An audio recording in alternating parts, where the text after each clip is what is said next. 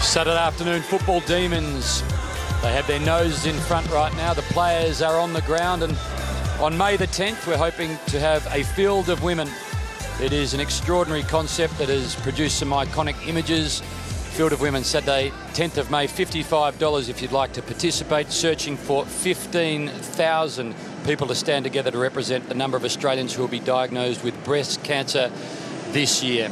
Second half about to get underway. Blues led at quarter time, Demons at half time, both looking for their first points of the year, and that is Patrick Cripps, who is debuting, the youngster from Western Australia, just 19 years of age, a late bloomer it has to be said. Never played waffle or state football at 16 or 17, but became vice captain of the Western Australian under-18s, ranked third in the WA Championships for Western Australia, and he is getting his first taste on the big stage.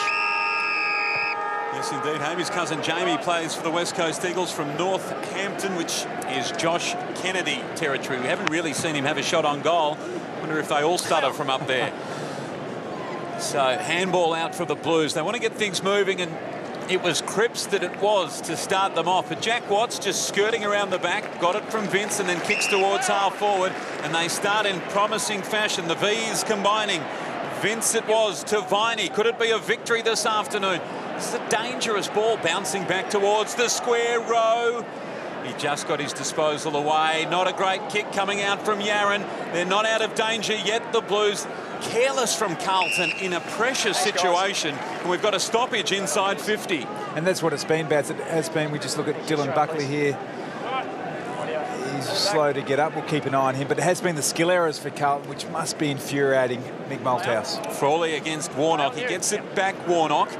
Then he bounces one towards Buckley, who runs away from half-back. Henderson waited for the football. A bit lucky there. Thomas back out on the ground. That is good to see. And that's a brilliant tackle by Howe. Advantage, advantage. So they're away the Demons early in this second half. McDonough, well, he gave it up in the end. Casbolt intercepted. Luckily for the D's there were a couple just to hold him up. Henderson fires a handball to Buckley, who went down moments ago, and then Walker fires it forward, but into the waiting arms of Grimes. Been outstanding, Jack Grimes. Across half-back for the D's. Thanks, Lucky. So Turlick just contemplates in front of the dark green seats of the members, and then brings it down the members' side. Warnock front spot, all too easy for the big blue. Thanks, Jack. Jack, right there. But right now the Demons, they've got the lead. The Blues have got some concerns, not just on the scoreboard. Menzel out for the day. Daisy Thomas, who's heavily strapped at the moment, and Buckley we saw go down earlier. We'll just keep an eye on him. So they've got to arrest the situation on the scoreboard and get through this with no more injuries, you would have thought. The Demons playing with a little bit of confidence, and Spencer this time turns the tables on Warnock.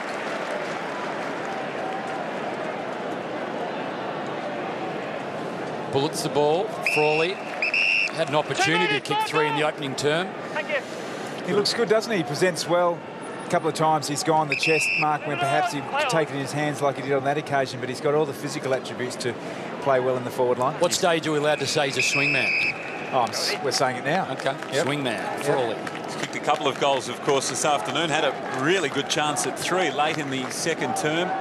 He missed just to behind. He's never kicked multiple goals in a game before, so uncharted territory for James Frawley. Ball comes out the back. They squeezed it out to Carazzo, and then a low ball. He got it from Gibbs. Turlick over the football. Held up in the tackle by Murphy. Might be in trouble here. Umpire arrives and says up it will go. So the pressure from the Demons at the start of this third quarter, which can tell a bit of a story. They're in the game. There's no doubt about that. They're in front. It will be about the response from the Blues now. Mackenzie, you just sensed in that second term a growing hunger and confidence from Melbourne. As we said, 12 losses in a row. There comes a point in time, Tom, when you don't want to lose anymore. No, there's no doubt about that. And the other thing, Baz, is when you do get a sniff, you typically get a bit of a run on, and that's what Melbourne had in that second quarter. And it's based around effort. I've got no doubt about that. Just look at the tackle statistics now. It's 43-35 in favour of Melbourne. Carlton only had 9 in the second quarter, and I've no doubt that would have been brought to the attention of the Carlton players, and they have started this quarter in a more aggressive fashion. Well, that was interesting. Warnock got really high. You thought maybe it was a ruck infringement, but as we heard, Tyson hanging on to Carazzo. So a free kick for the Blues on the wing. Carlton haven't lost 4 in a row to start the season since 1989, and they lost the first 5 that year. Footscray, St Kilda, Geelong, Essendon and Hawthorn, and that man never with 4 losses in a row as a coach to start the season. He said a lot during the week, and he said when you pull a Carlton jumper on, we expect you to play like a Carlton player. Unfortunately, we let a lot of people down tonight, and right now they are, well, they're in an ugly position that they can get themselves out of, and the Demons, as the boys have said, are in a space they haven't seen too much of in recent seasons. Within touch at half-time, their noses in front at three-quarter time as Simpson works his way through the middle of the MCG. Murphy, he's been hard-ridden by Jones all afternoon. Jones, he's going to win the battle. He's going to draw it level, and that's a very good result for the Demons. Wasn't that great? You'd love to see that from your skipper. He's your prime ball winner. He's up to 18 disposals, Nathan Jones, and he's not afraid to go and play key back. You see the match up there directly there, 18-9. And it's not just the possession domination. I think it's the leadership and grunt and influence and presence that Nathan Jones providing for his team over Mark Murphy at the minute. Well, Curnow quickly to Graham. Jones again. Well, he gets a bit of the treatment he dished out on Murphy back from Murphy on this occasion. It's been a fascinating battle all afternoon. Welshie, how are you seeing that battle between the two skippers? Yeah, it was interesting the start of this quarter. Murphy took Jones, as he did in the first quarter, deep into the Carlton forward line. So they're starting to work their way back up the ground a little bit now. We see a free kick going Murphy's way, but they're going to keep fighting it out. When one comes off to the ground, the other one follows. So it's going to be a good duel to watch for the second half. So Murphy, who said he was embarrassed with the way they played on Sunday night, puts it into sort of the space, and Thomas runs onto it. It wasn't meant to be in space. It was meant to be on the chest of Thomas's Yaron as his kick falls short, and easy pickings in the end after McDonald used his body beautifully against Henderson. To the outer side, again, Frawley the target. Jamison, as he does so often, just gets a fist onto the ball. Jones read it well. McKenzie. Jones mark 2 to Frawley. And then just cutely around the corner. It'll bounce into the hands and cross. Just darts onto that left boot now. The leading Dawes, sliding Dawes, but not able to complete it in the end. And, well, Rowe, he'll hold him up. He might just do one better and slide it out into the hands of Gibbs. Does. And suddenly the Blues away. Walker running past Scotland. Need to get something moving the Blues, some fluency. That's a good mark by Henderson at full stretch. So where does he go to next? Thomas is on long, and he might go down in that direction. Now pushing back Warnock as well. Ball continues to bounce, and well done by Pedersen. Just knocked the ball over the line.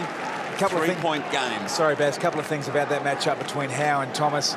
Not convinced that Thomas is 100%. He's playing predominantly key forward, but on that occasion, if the roles were reversed and Howe was the forward, I've got no doubt he would have launched to mark that.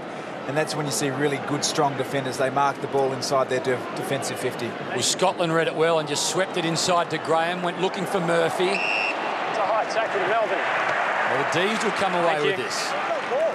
He's on the ball already. You've got to show a bit of due diligence. So Murphy thought he had control of football. Jones to Kent. Sounded like a merger or acquisition. Well, you don't often hear the umpire refer to due diligence. Just got to show a little bit, Baz. Gibbs, Yaron, Kent almost. Back to Jamison. Now to Lucas. Pedersen shadows him, corrals him, does the job. Obviously thought it was beyond all reasonable doubt. That was a free kick. I don't think there's been any unconscionable conduct. Just a question, Tom. Would they all have known what due diligence meant? The private school boys from Melbourne Football Club. Maybe unkind. Warnock worked his way to the front, clean possession, knew that Spencer was right behind him, so he moved the ball on quickly, and now Gibbs is holding the ball, I reckon. Thank you. You must make a genuine effort, and that was not a genuine effort. And I think that's fair enough. Bryce Gibbs coming off 27 disposals against Essendon. His career best, 45 against West Coast in 2010. His best against Melbourne, 34 in round 21, 2009. He's a long way off that form at the moment, but this man showing some real form at a foreign end of the ground. Frawley's kick terrific, and the mark taken by Lyndon Dunn.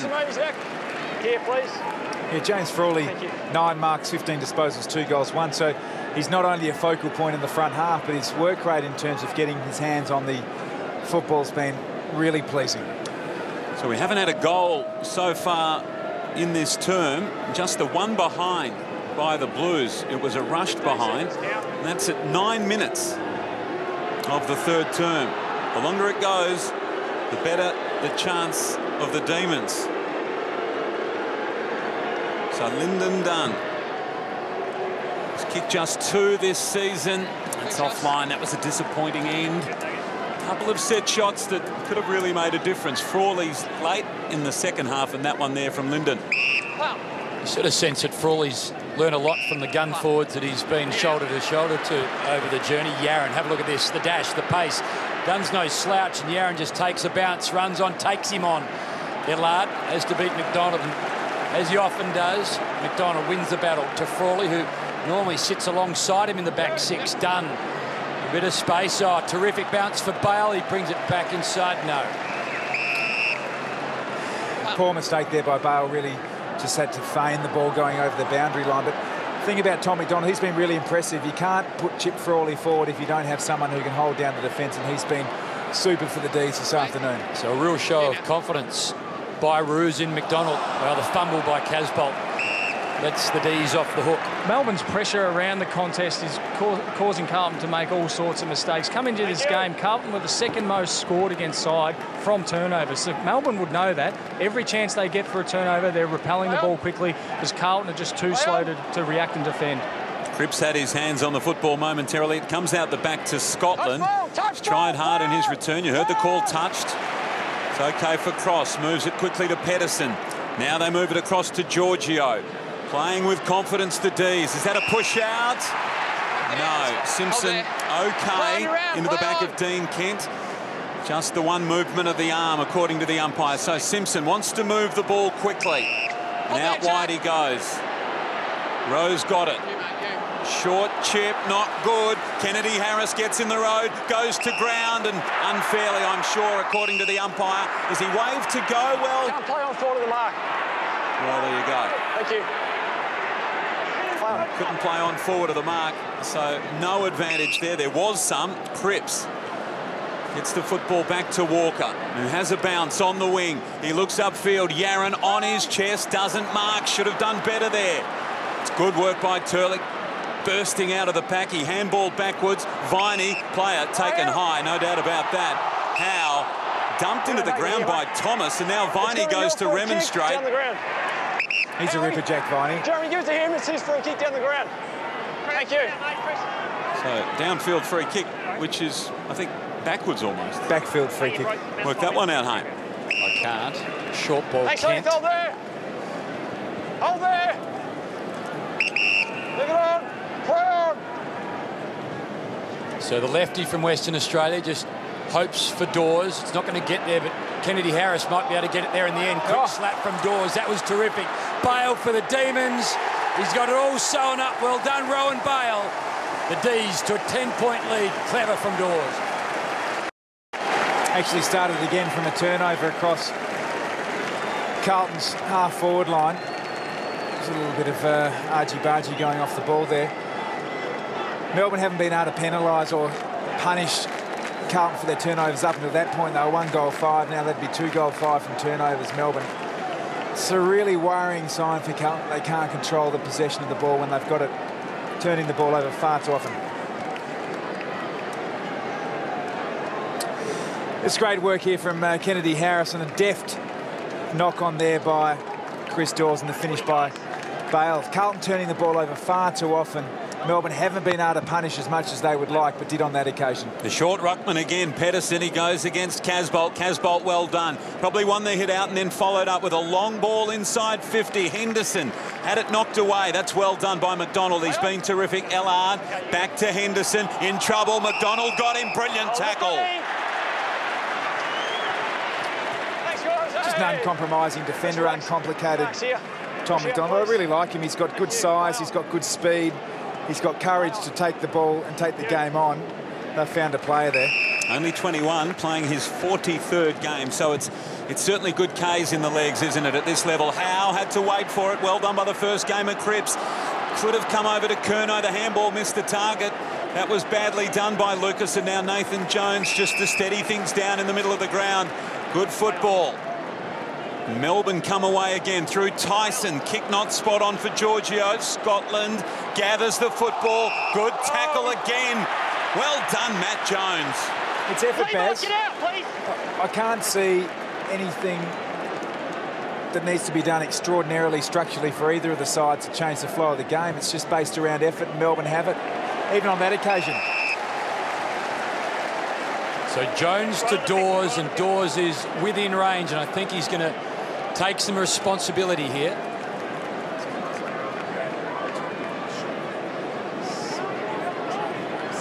They got out to 17 points, the Demons. This to make it 16, and Dawes to kick his second. Hasn't been a big contributor since arriving at the Demons. 12 games up until today. This would be a big statement. He struck it beautifully. You cannot kick it any better than that from where he was. The Demons, they get another. It's out to 6. Good sign, I think, Tommy, when he had a few options, but he said, no, this is what I need to do for this football club. He's probably coming into the game a little bit underdone. Well, he's certainly from a miles in the legs out on the park perspective, but you just want him to provide a target, and Roosie spoke to Welsh at quarter time about the importance of just having a presence up there and providing the confidence for midfielders, and then secondly going back and nailing it like this. Fantastic finish from Chris Dawes. Again, so disappointing from Carlton. It was an uncontested mark.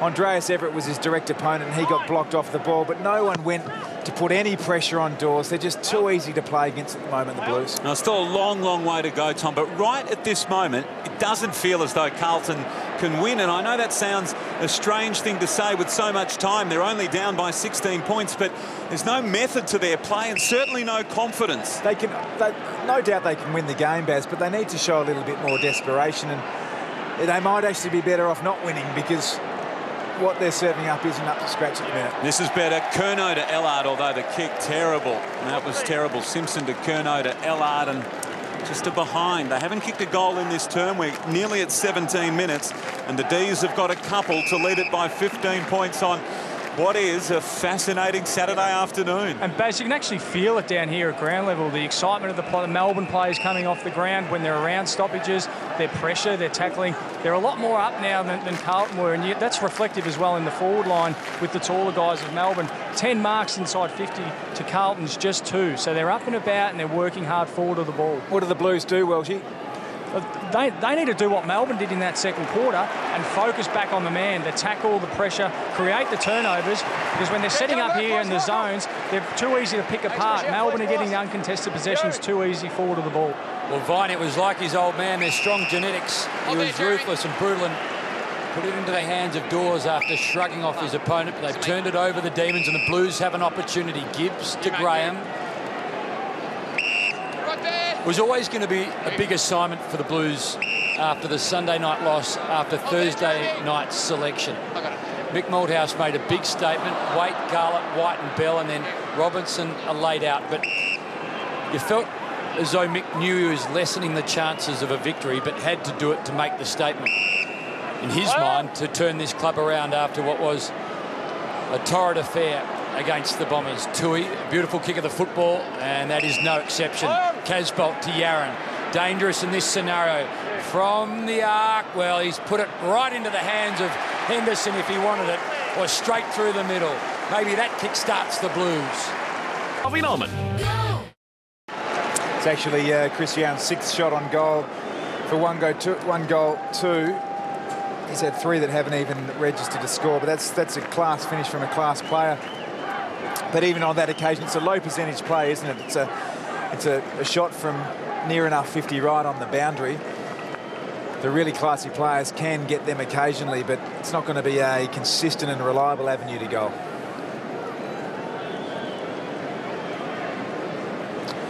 Terrific finish there from Chris Yaron, but it required something extraordinary. They need to find some easier options and some easier avenues to goals, the Carlton Footy Club. Well, he hasn't got the heart rate monitor on today, Mick, and it might be just as well. He was working overtime there in the box. Another question, I guess, Tom. We know he's not the player that he once was, but certainly the presence. Is Chris Judd still that valuable, this valuable to Carlton? Obviously. I mean, his value and presence is unquestionable, but that's an indictment on the rest of the players, I think, Baz. Murphy, Scotland. Murphy taken without the football. Maybe a little lucky. This is a player that's got to get into the game. We saw Jones, the captain of Melbourne, get Melbourne up and about. This is only Murphy's second touch for this quarter. He really needs to lift and show his teammates, same as Jones did in that second quarter. There's a bit of indecision. He's not quite sure where to go in the end. That's a good lead. The mark not taken by Everett. He should have done better. Tyson, cross. Now Jones, the skipper. Handball is nice. McKenzie back into trouble. Jones. He's wrapped up by Yaron, who kicked the last goal. Now Lucas wrapped up, and the ball is going to go up. Now on Mark Murphy, he has done it before against Port Adelaide last year in the final game of the year. Wheeled his side after a slow first half and got the win to get the Blues into the finals by default. But he has done it, but he certainly needs to do it now. Spencer down to Watts. That was well done by Jack Watts. Another player growing in stature as this afternoon goes on. Terrible bounce there for Tui. Bale came hard. Umpire says it's Melbourne's way. Well, maybe a little bit lucky. The whistle was there, but it was more circumstance than poor thought process. So Bale just held up a little. Goes long, well read by Jamison. Didn't complete the mark, though. Around the body, Kennedy Harris. Could this bounce through? Yes, it does. Maybe it's Melbourne's day.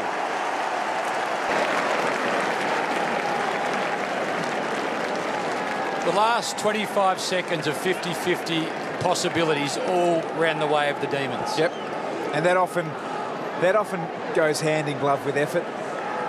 Sometimes in footy, the harder the try, the better the rewards. Not necessarily always the case because class prevails, but not on this occasion. Yeah, terrific finish here great effort again from Dawes, but terrific finish from Kennedy Harris. And now the Carlton defenders are becoming extremely reactive. The Melbourne forwards able to dictate the spread as much as they want and play in one-on-one contests. This game is on Melbourne's terms at the minute. So right now, the Demons by 15 points. Do they know how to win? It's been so long. Can they continue just to be brave and brazen and brash and not get caught in the headlights and push this Blues outfit, who right now is struggling for options? Guys, Turlich went off down the bench about 3 or 4 minutes ago and still hasn't come up, so I think they'll be close. Evans has just taken the vest off for Melbourne, so they've just activated their sub. Thanks, Welshie. Spencer, Warnock. Going to ricochet back to Spencer, who was cast in the role of Rover, and it didn't suit him, to be honest. Going to ricochet in the way. Funny that. Graham, and then Spencer gets taken by the smaller and younger man over the boundary. Poor casting home. Poor casting. The director had no idea what he was doing. In all seriousness, Jake Spencer, his second efforts and third efforts follow-up have been really good. He's provided some physical presence as a ruckman for the Melbourne Mids. It was like asking Hugh Grant to play a Steven Seagal role. Whoopsie daisy. Tom, just on Spencer, there's nothing more daunting as an opposition midfielder when you've got a tall ruckman throwing his weight around and following. Yeah. We saw the first bounce. He didn't do it in the right way. He gave away a free kick, Carlton's first goal. But from that, he's learnt and he's been fantastic, as you said, putting on that second pressure. Well, there are calls at the moment for the most valuable player in the competition being Shane Mumford, and he's certainly provided that for the Giants. And Jake Spencer saw that firsthand from Mummy last week. So, you know, another good step from a young player developing as he progresses through his career, watching other players do that and seeing the influence it can have on his teammates. Spencer's competed really well today. I think Warnock reaching over the top probably won that one down. Viney, Dunn, Vince over the football. It does get out the back to Viney. Now it's back inside. Might have been a free kick there to Tui. Not paid. Curnow booted the ball off the ground towards the two skippers, and it's Jones from Melbourne. He wins the battle of the skippers. Bouncing ball now towards half forward. Frawley, oh, don't tell me. Could he run in and kick a goal? He's tackled by Rowe well. Now the chase is on. Michael Evans onto the ground. He's got a speedy customer to beat. No easy victory this one. Yaron did pretty well. Going to ground, Bale. Simpson wins the free. Melbourne free kick. No, the other way. You actually It's a report. Hey, It's a report. report striking against Warnock on Jake Spencer. Sorry, you haven't got wide down there. And the free kick's here. Nothing happened. So it's Told you to stay actually out of it, down Robbie. the ground. You just got it, mate. You're both. Yeah, it happened back on the half-back flank. Bernie Vince was having a bit of a scuffle, and Spencer and Warnock come in to settle it down, and those two went at it, and Warnock threw a couple. So the umpire was right there and paid the free kick. Well, how about this? How important that down-the-ground free kick. Rowan Bale has kicked 1 goal, 1 this afternoon. This could be one of the most important kicks of his career. For a 21-point lead for the Demons. He's nailed it, and Melbourne look the winners. Wow. That's all you can say, really. It looked as though there was a free kick paid at the stoppage, and perhaps Bale had just given away the free kick to Simpson. But the whistle came from right down the other end of the ground. And how important is that going to be? This is Melbourne's biggest lead of the game, their biggest lead in any game of the season.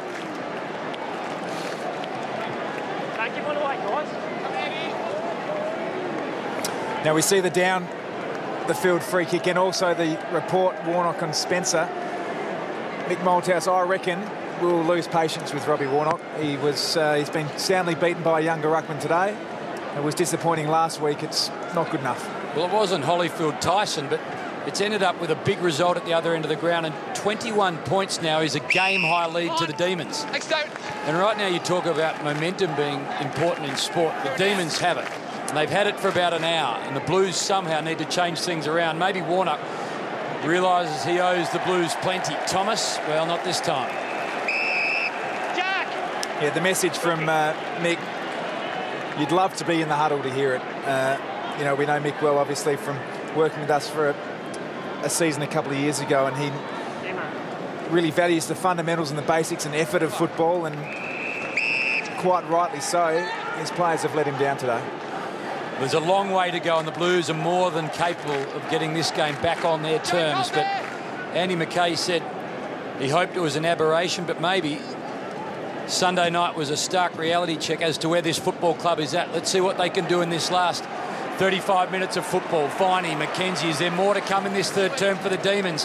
Maybe so. Yaron, beautiful use of the body this time. It was against Evans, who's the fresh legs on the field for the D's. Carazzo in game 2 of the year brings it inside to Walker. He tries to create something. Well, he's going to turn it over again. And Frawley has been all over the ground. And when it is in the air, you get a sense that Frawley will do what his team requires and take the mark. He drifted in front this time. Safe hands. And I'll tell you what else was great there, Hamish. Chris Dawes' effort to just cut off a release option for Carlton. He wouldn't have seen it on screen, but he just ran really hard for. He's probably a bit tired now, and understandably, Big Dawsey, but ran extremely hard for 50 or 60 metres to provide a cut-off for Melbourne. He's been terrific. Statistically, doesn't necessarily say he's had a huge game, but he has had an influence on the game. 2 goals. So 7 of the last 10 goals to the Demons, and right now a game-high lead. Advantage. So they're at it again. That was the rematch, and Warnock won that one, but not the decisive knockout blow of the report as we saw earlier.